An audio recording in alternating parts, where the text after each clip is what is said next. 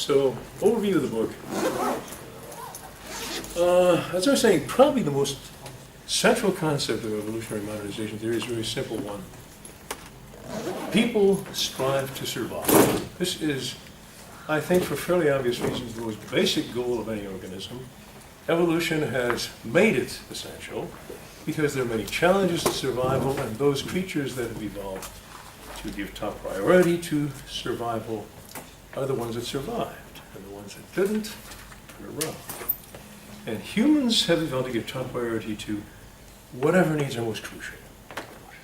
Throughout most of history, there are many needs. We need oxygen, but usually there's an adequate supply of oxygen.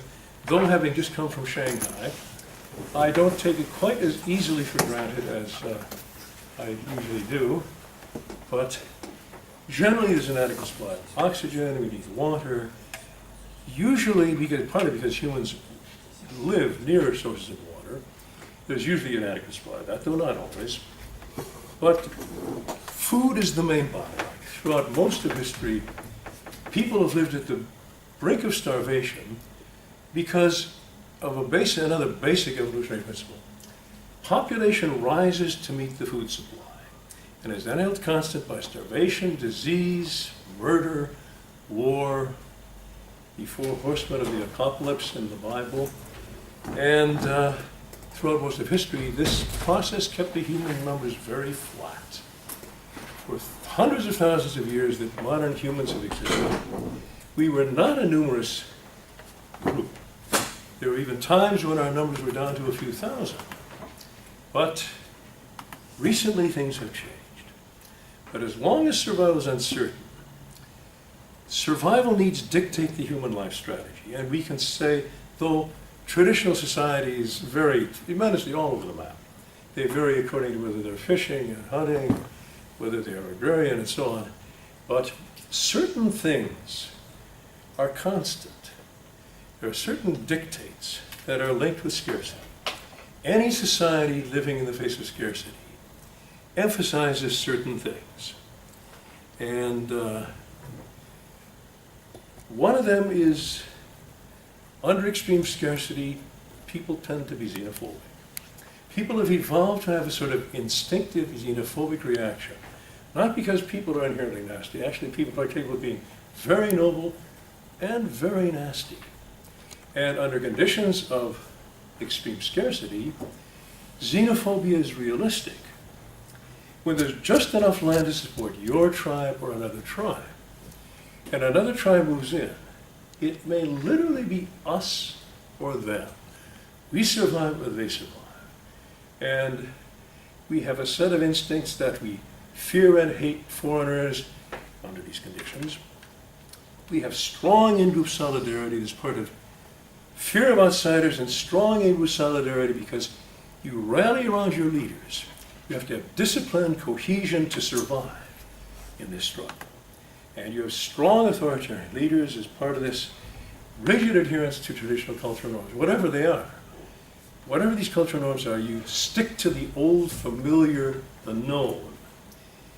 Conversely, high levels of existential security are conducive to openness to others, actually there's a whole continuum where not only do you begin to tolerate foreigners, but at high levels of existential security, people actually enjoy differentiation, enjoy distinctive cultures. It's interesting and stimulating. And that's why there are, in Moscow, Thai restaurants and Italian restaurants and Spanish restaurants and so on. When survival is not threatened, it's interesting to experience other cultures, other cuisines. People travel to distant lands. Many Russians used to go to Turkey. At the moment, that's less attractive. But they travel to foreign countries, even to the United Arab Emirates. Attracts Russians in notable numbers.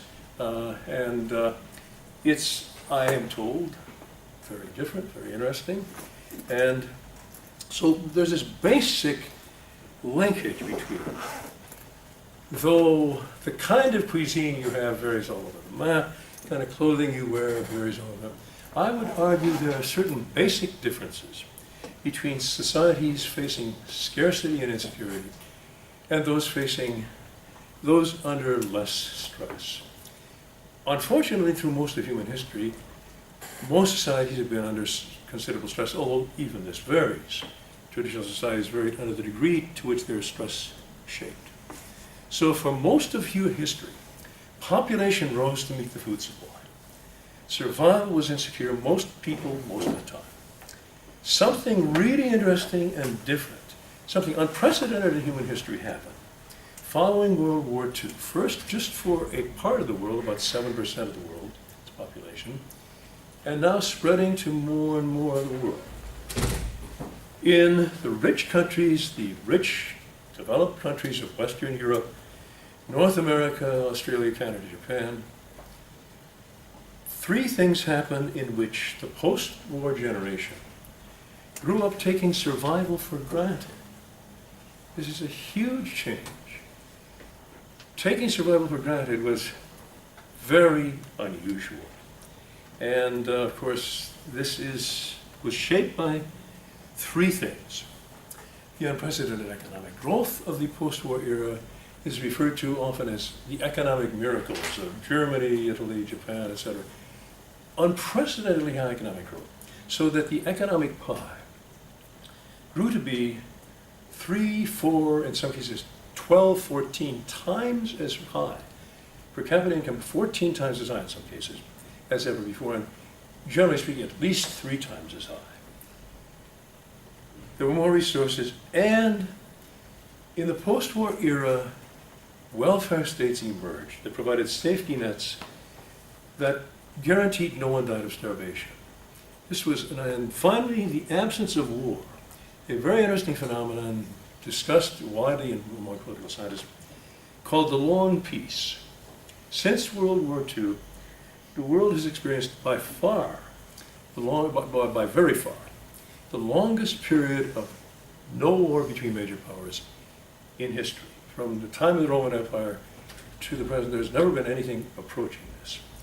Peace, prosperity, these were factors shaping unprecedented high levels of economic and physical security, led to pervasive intergenerational changes.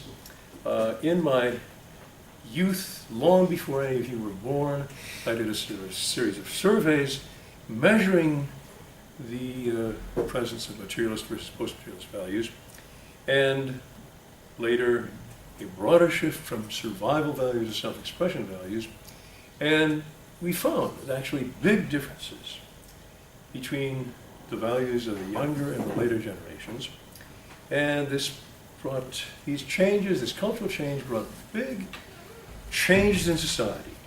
In this area, the 70s, the 80s, green parties and environmental protection movements emerged. This was something new. The emphasis had always been on economic growth at almost any cost, and in China this is still visible, though they are beginning to give greater attention to environmental protection. But this was something new in the world, the degree of giving top priority to environmental protection over economic growth. Growing gender equality, huge change here. About half the people in this room are women. This is something unprecedented. Women didn't used to get higher education, didn't used to attend scientific conferences. This is a very big change and a one-off change.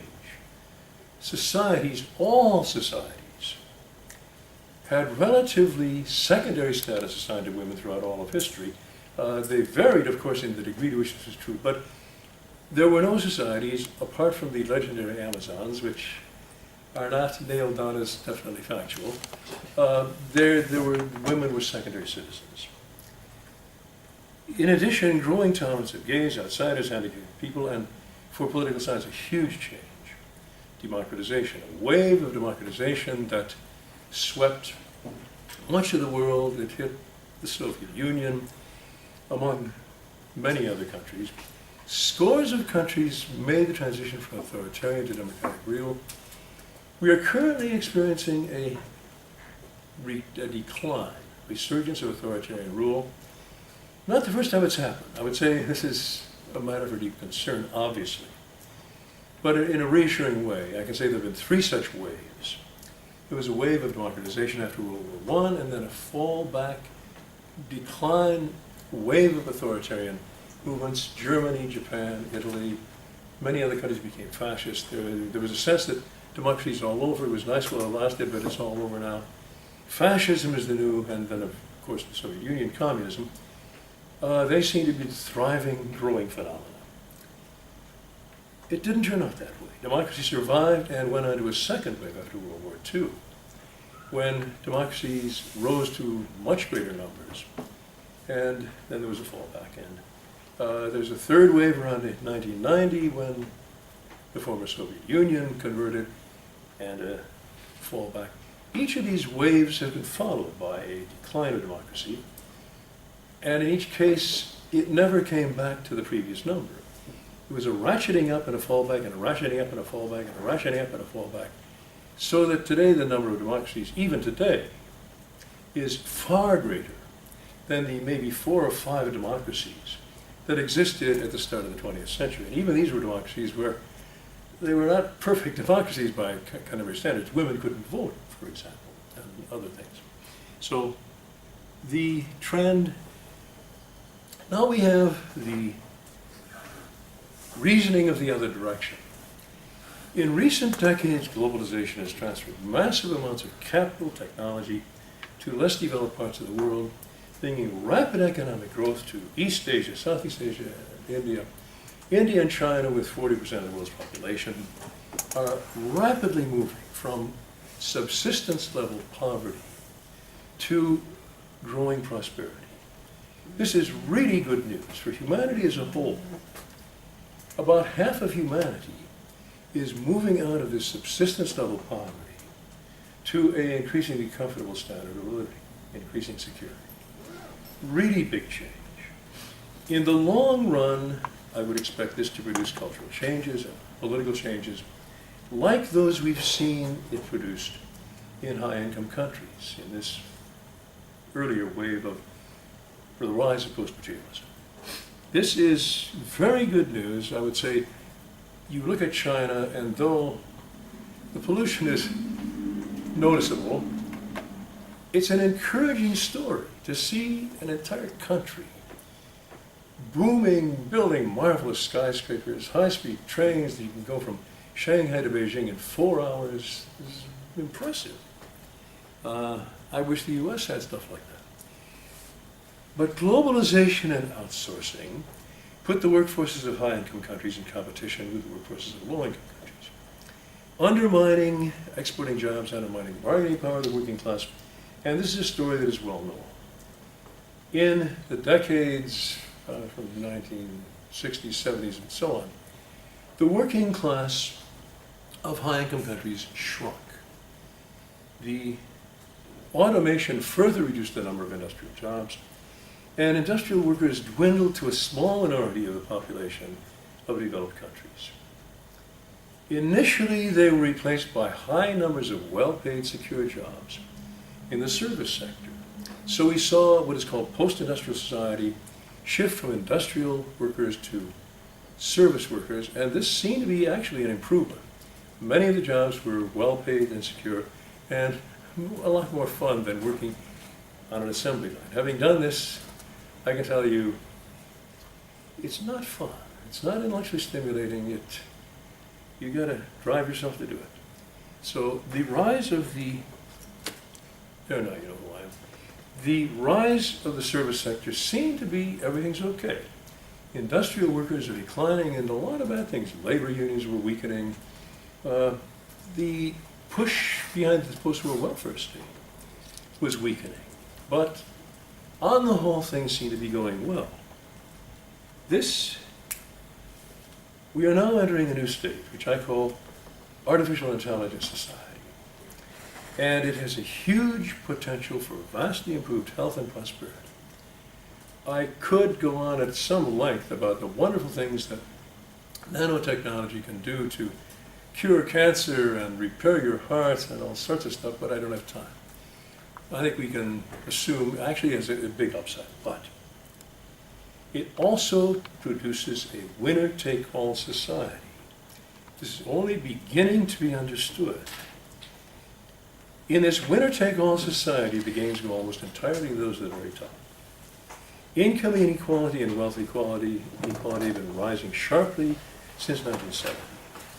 In the 1950s, the chief executive officers of major corporations were paid 20 times, in the US, were paid 20 times as much as their average employee. In other countries that were less capitalist, the ratio was smaller. In China, it was allegedly only 4 to 1. But in the US, let's say, 20 to 1 was the ratio. The guy at the top made a lot more than the average worker, which is, I think, understandable. You need incentives and so on. Today, or by 2013, the ratio had risen from 20 to 1 to 273 to 1. Huge increase in inequality, with no visible improvement in quality of management or economic growth. Economic growth actually was higher in the 50s than it is today. It is hard to justify or even understand the rationale. It's inherent, I argue, in the artificial intelligence society. And we'll go into this Thursday, why this is inherent. We don't have time to go into this, we'll just go over it. But basically, artificial intelligence makes it possible for computer programs to replace even highly educated people, including lawyers, doctors, and gasp, professors. This is where it gets really serious. The doctors and lawyers, oh, too bad, but us! This is bad stuff. And it is hitting us, making academic life less attractive, less secure. So, in short, this has led to severe malaise. In the US, the life expectancy of the white working class has declined in recent years. It's not just that they're not paid as well, their jobs not as secure. Life expectancy has been declining. This is like water flowing uphill. Everyone knows that modernization brings rising life expectancy. You see it everywhere. There is one notable exception, Russia. In the declining days of the Soviet Union and the aftermath, there was declining life expectancy. This was a horror story linked with the collapse of society. Life expectancy is declining among the white working class in the US. I view this as a really serious symptom. Most Americans think that their children's chances in life will be worse than their own. Okay, high levels of existential security are conducive to a more tolerant, open outlook. Conversely, the logic, alas, is declining existential security is currently bringing a resurgence of xenophobic authoritarianism in many countries. It is France's National Front, the Danish People's Party, countries that used to be legendary for tolerance, like the Netherlands and Denmark, are experiencing xenophobic authoritarian parties. Jobbik in Hungary, I could mention Russia as a possibility, and British exit from the European Union, and I could mention the US, where, alas, Donald Trump won the Republican nomination, as we all know. He has a great-looking wife. Other than this, I can't say a lot for him. He is an appalling, oh God, I don't have time to go into it. Let's say, he's scary. He is so bad, poorly qualified. He is scary. And there is a chance he'll win the presidency. I predict, my expectation is Hillary will win. But unpredictable things happen in politics. I will breathe easier after the November elections, let's say. So this is, even the US has scary stuff happening. Okay, now we go on the upside. Here is the drums rolling. The post-war boom was really good stuff, and I've talked about it a bit. In recent decades, the world has experienced the highest rate of economic growth ever recorded. The world as a whole is doing well. The malaise I mentioned is in the industrialized world. On the whole, China, India, Malaysia, Indonesia, etc., have been doing well, getting better. I mentioned the expansion of welfare states, another good development, and law and peace. All of these brought unprecedented levels of existential security. leading to changing values, and I've mentioned all of this a bit, growing tolerance of gays, growing gender equality, more participatory behavior, the spread of democracy. If I had stopped this story at about 1990, I'd be going, oh, Ron, you dreamer, everything's wonderful, it's all going so well. But the story continues.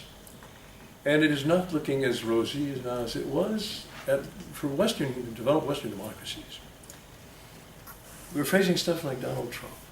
And in Denmark, the Danish People's Party, which is the biggest party in Denmark currently, in the National Front, in some surveys is the biggest party in France. Xenophobic, gay-bashing, Donald Trump-type parties. This is not good news, but we have to live with reality. Just as growing existential security led to changing values and growing tolerance, the reverse is true with growing insecurity. And we'll go into why insecurity has been growing in Thursday's lecture.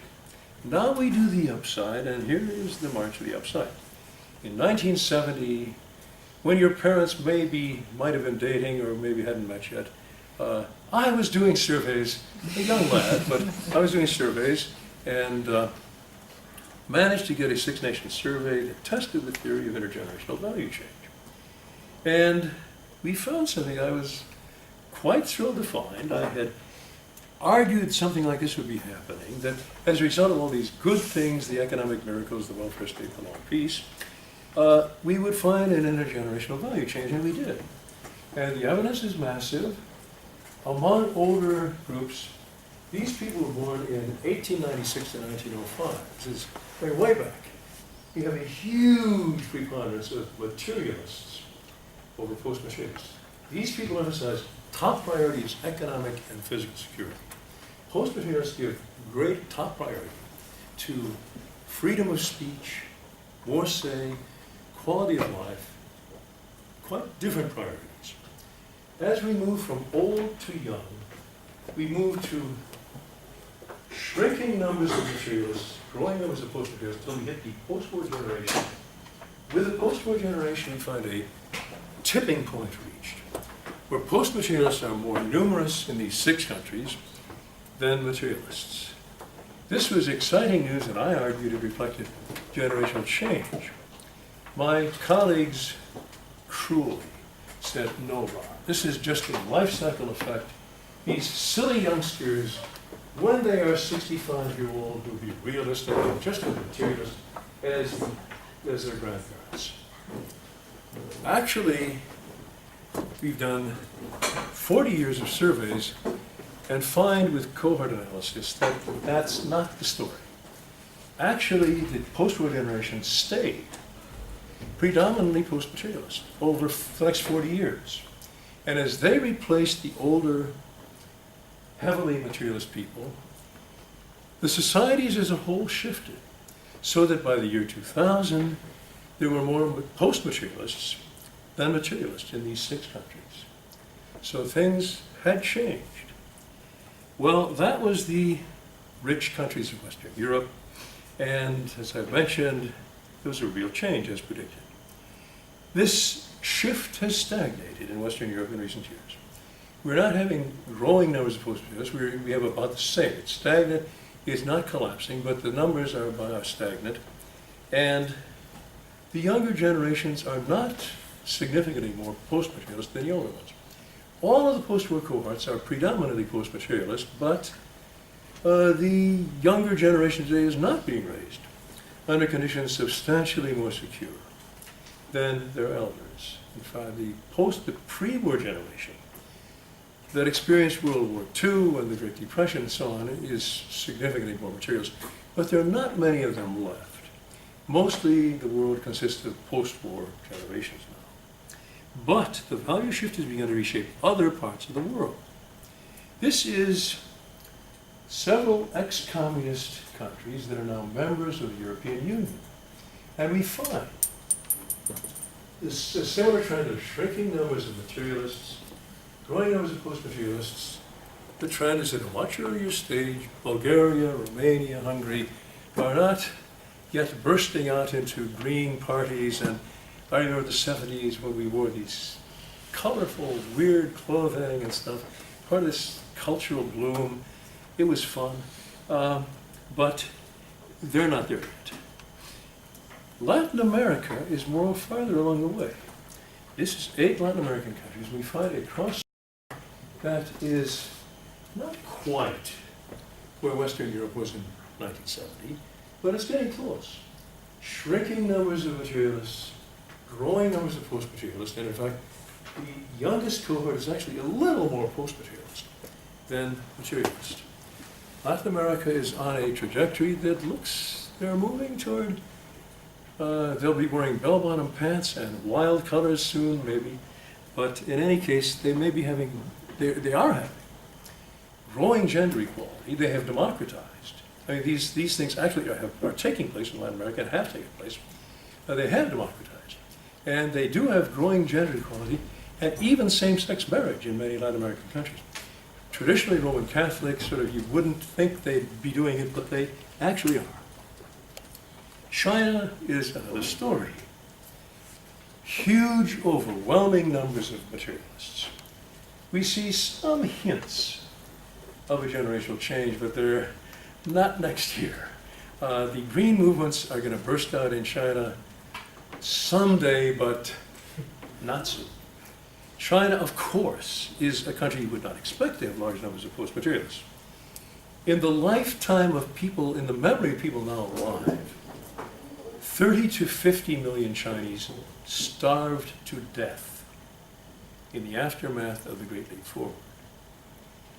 Chinese don't take survival for granted. They're eager materialists, and they are doing a good job of making material gains. But let's say, I would predict that in the long run, prosperity will bring cultural changes to China, similar to those experienced in other parts of the world. So here are some of the good news points.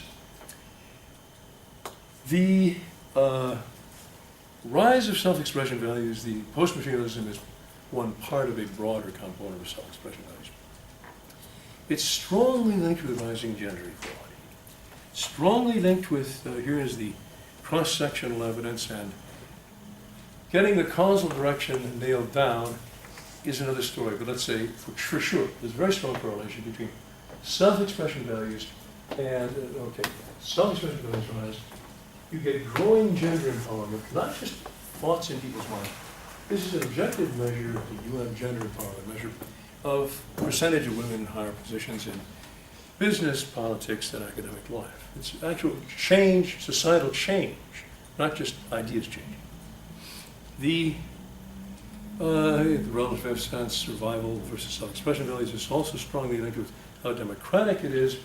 And this is an analysis Chris Belzel and I have done, which shows this stunning correlation of 0.9 between self-expression values and effective democracy. The second half of the book, which I urge you to all read, is dedicated to 3 different ways to analyze the causal linkage. All 3 ways converge to showing, yeah, it seems that cultural change is driving democracy. One could argue that democracy produces self-expression values, but we can demonstrate with time series evidence that there was a long, slow intergenerational shift towards self-expression values, preceding democratization in 1990 or thereabouts. So that the cultural change, I think we can pretty reliably show, preceded democratization, was not caused by democratization. And Chris is very adept at teasing out the causal linkage. I won't go over it in detail here. You've got to read that book. Another component of the shift to self-expression values is a shift from pro-fertility norms to individual choice norms. One of the really basic elements of all pre-industrial societies is they emphasize high fertility rates. I've said all pre-industrial societies had a secondary status for women, and this is linked with survival. Under conditions of high infant mortality and short life expectancy, the average woman has to produce 6 to 8 children to break even. A lot of the children die before they reach reproduction age. The life expectancy is short, so by the time a woman has turned out 6 to 8 children and raised them, that's it. A career is, no careers. You don't get a PhD, honey, you stay home and have 6 children, at least. So this is a big change.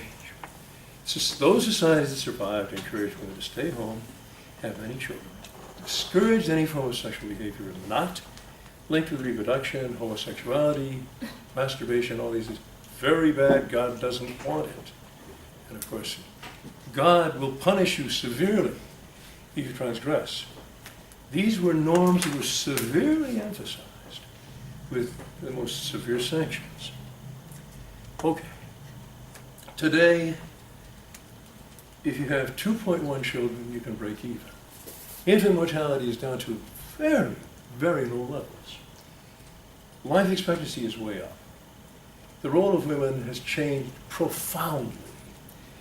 Partly obviously this reflects a lot of things, birth control technology and stuff like this, but it reflects a cultural change. People don't use birth control technology if God tells them not to, but God no longer is quite so insistent. And the Roman Catholic Church has toned down their, you don't go straight to hell, masturbation doesn't make you go blind, we were exaggerating a little, and it is a big change.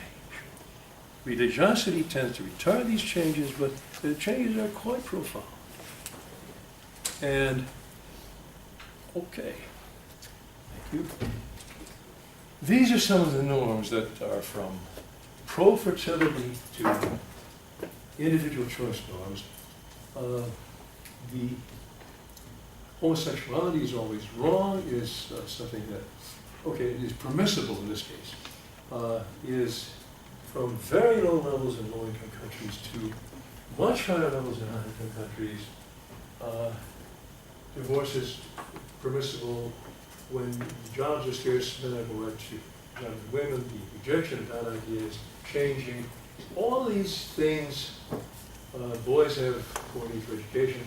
All these norms from varying levels are rising with more permissive emphasis on individual choice in high-income societies. Big change. This is, of course, cross-sectional evidence, but it is also, we have time series evidence, we can demonstrate real changes.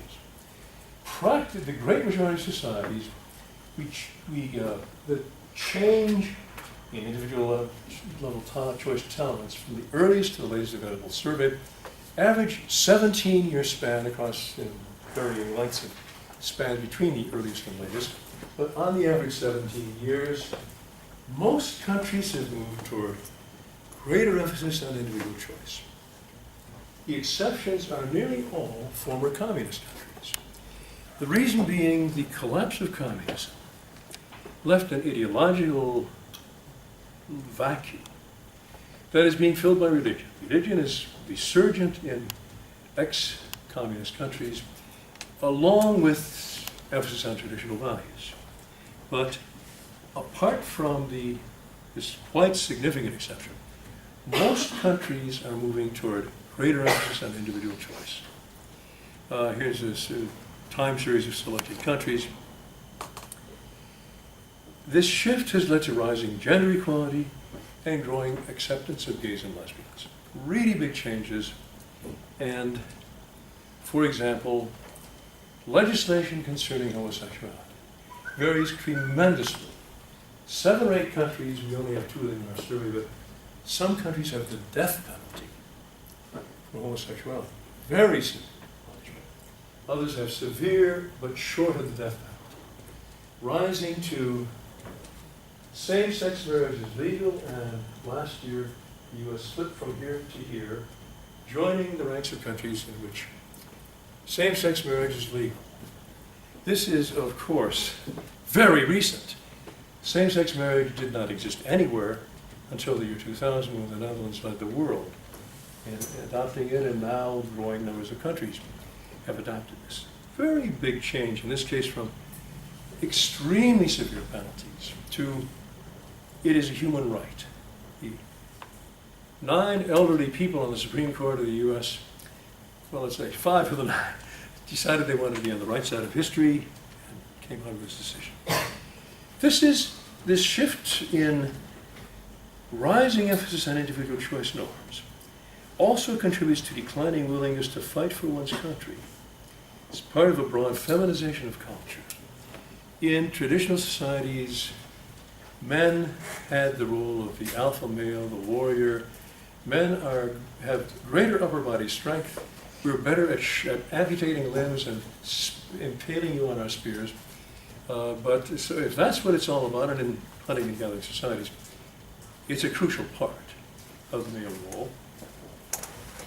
Violence tends to be part of the male role. In the US in 1950, men from 15 to 29 accounted for almost half of all murders, though they are 11% of the population. This is for a standard indication. Men are more violent, we're better at amputations and piercings than women. And throughout history, societies have encouraged young men to demonstrate their fitness and to attract mates through heroic acts of violence and risking their lives in war.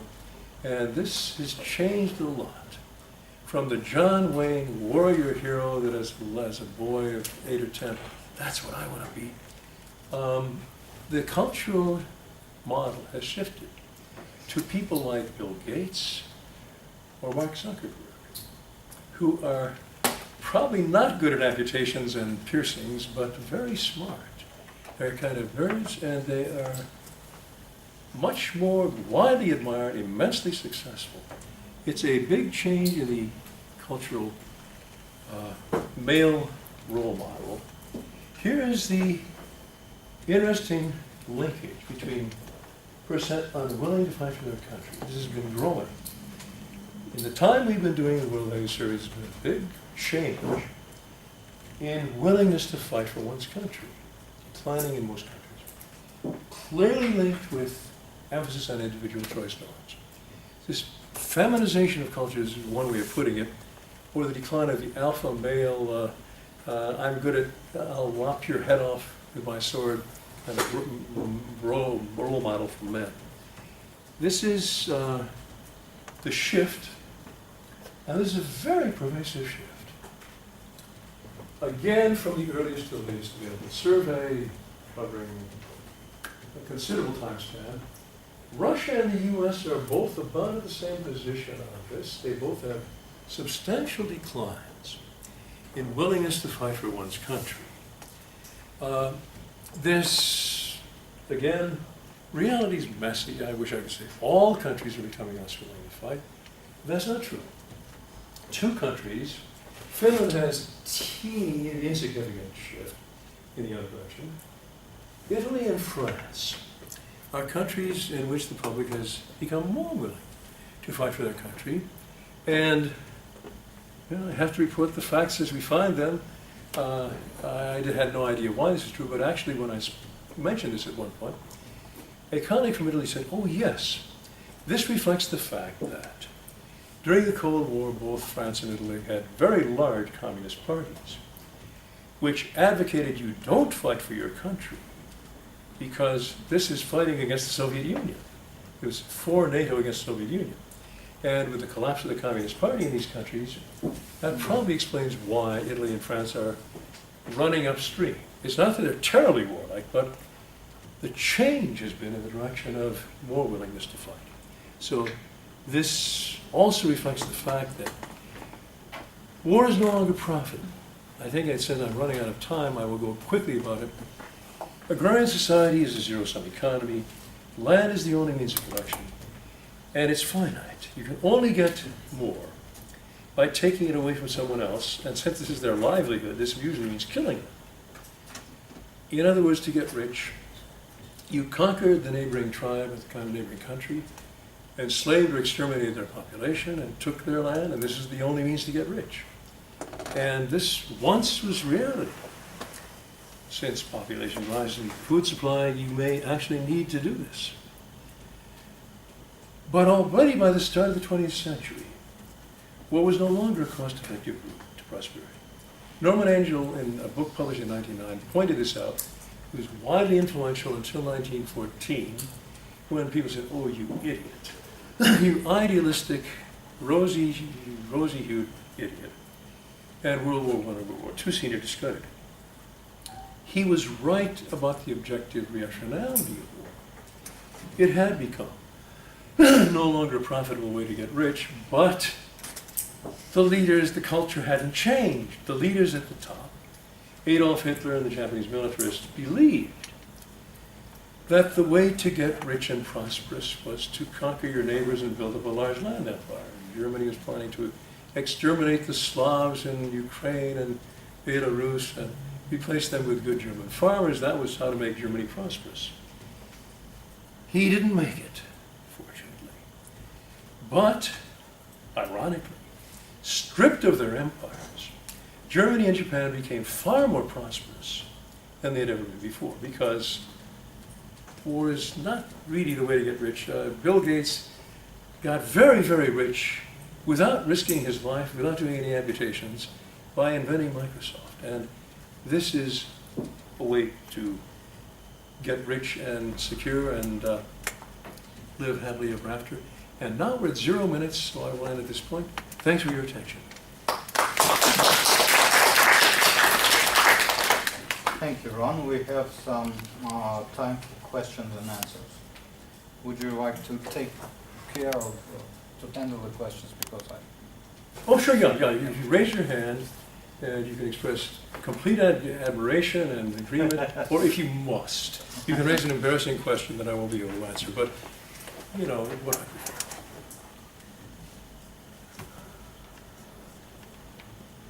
Neutrality. No, I don't prefer neutrality. I'd rather have embarrassing questions.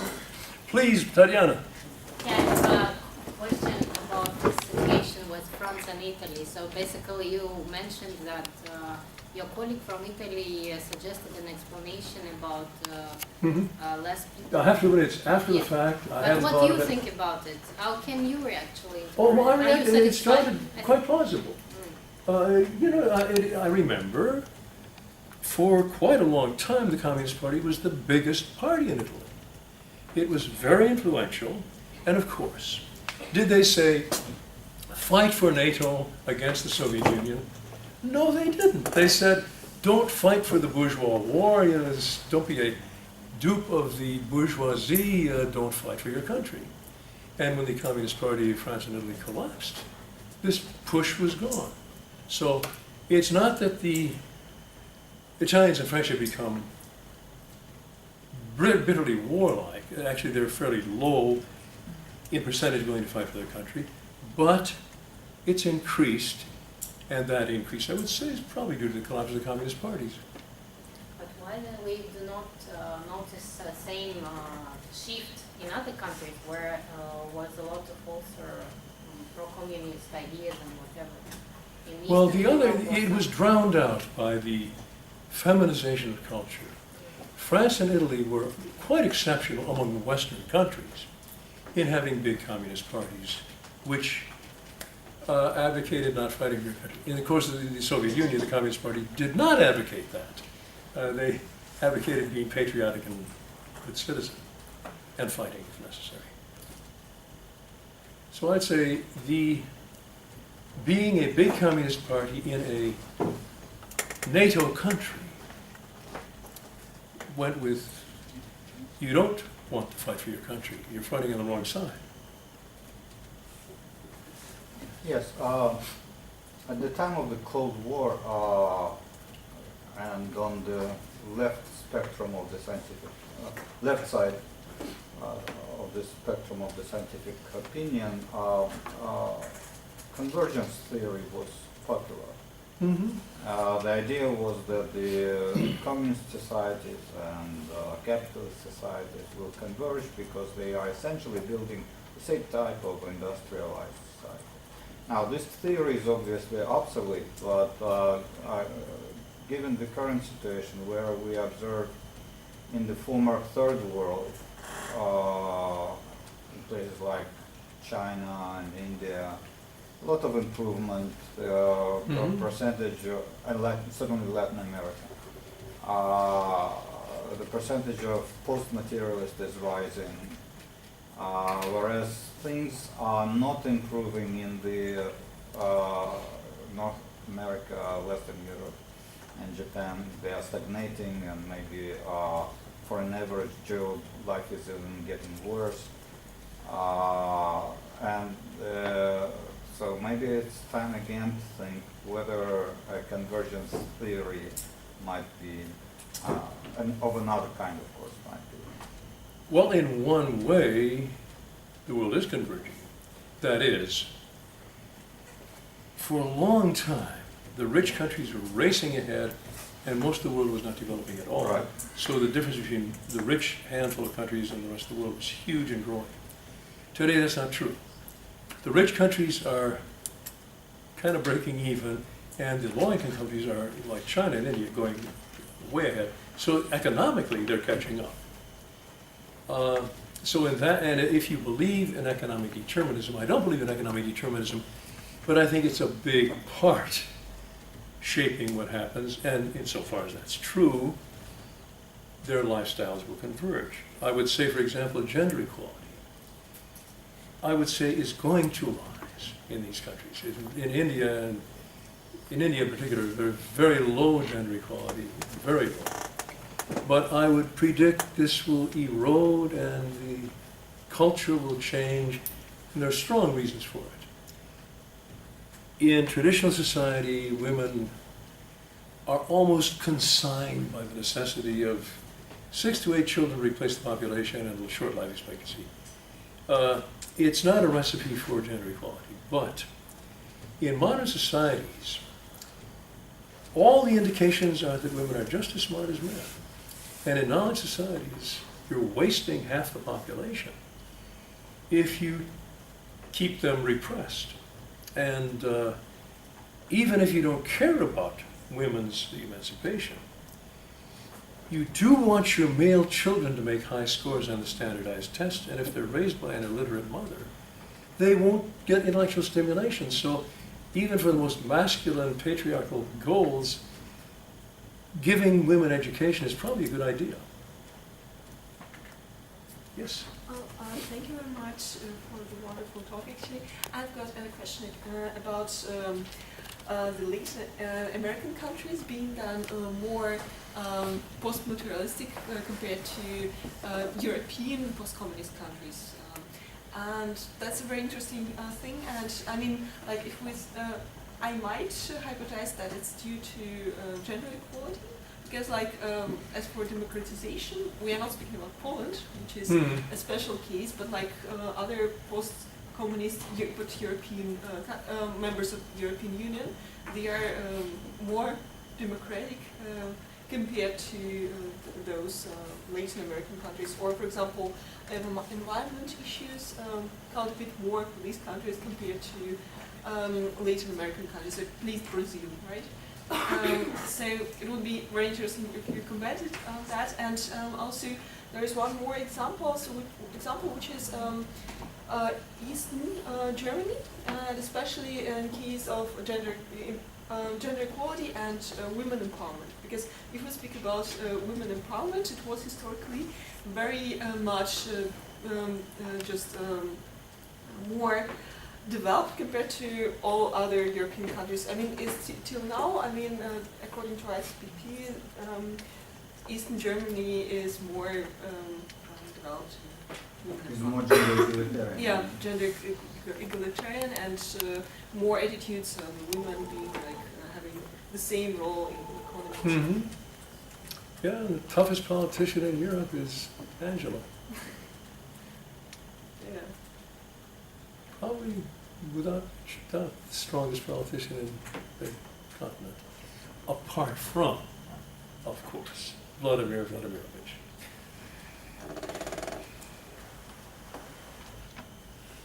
Yes? Just I want to share some ideas that you mentioned about this tendency towards gender equality. In India, you said, but what I noticed about the traditional societies, just from my experience, from UAE students, female students, actually, I have a lot of them right now,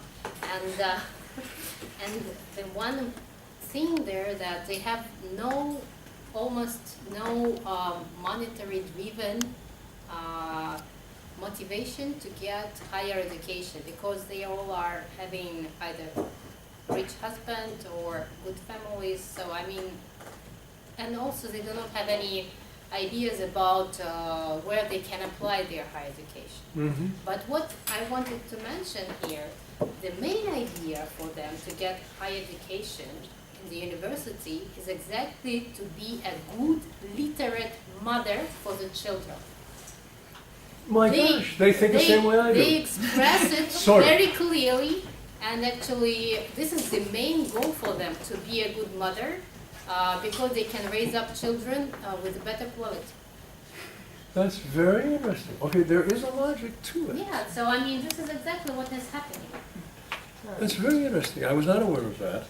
I would say there are many other reasons for women to get higher education. Of course, But this is even sort of, if you're totally patriarchal, this is a well even expressed. then it makes sense. Well, the Soviet Union in the 20s and the 30s put a great emphasis on female education for exactly the same reason.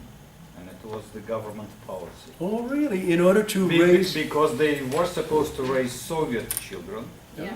who would eventually become the new Soviet people. Mhm. And they wanted And to you- make a new Soviet woman. Yeah. And that requires a new Soviet woman because Yeah. most of the intellectual stimulation of a young child is from the mother. So the- And if you don't have that, you're really starting behind. Yeah. Yes. Yes, I have a couple of questions. First of all, thank you for really very interesting presentation. My question probably maybe too abstract, but still. My first question, I'm just curious about when we're talking about shifting values. In the same time, most of us know about the experiment conducted by Zimbardo, Milgram, etc., in which we saw that these values stop being expressed very fastly when people can be found under certain circumstances. And I just thinking about what could you say about to which degree this shift is deep, About what? to which degree the shift in values, how deep it is. I would say there's no question. People respond according to socially desirable effects. That's measurable, and there's no doubt that people are influenced. If they think the interviewer is a feminist, you're going to be a little more supportive of gender equality than if you're talking to one of the good old guys who's a real male who keep them in their place. There's no doubt about that. But the big generational differences argue that this reflects individual experiences because they're living in the same society, but you see really big generational differences and you see a real change. These differences are not just lip service. The reality is changing. The reality is that when I started in the political science department at the University of Michigan, there were 0 women on the faculty. Now there are about 40% of the faculty and half the students, and that's one change. And the president of the university, the last president was a woman, and that's something that was new. And the president of the United States probably will be a woman starting in this next year.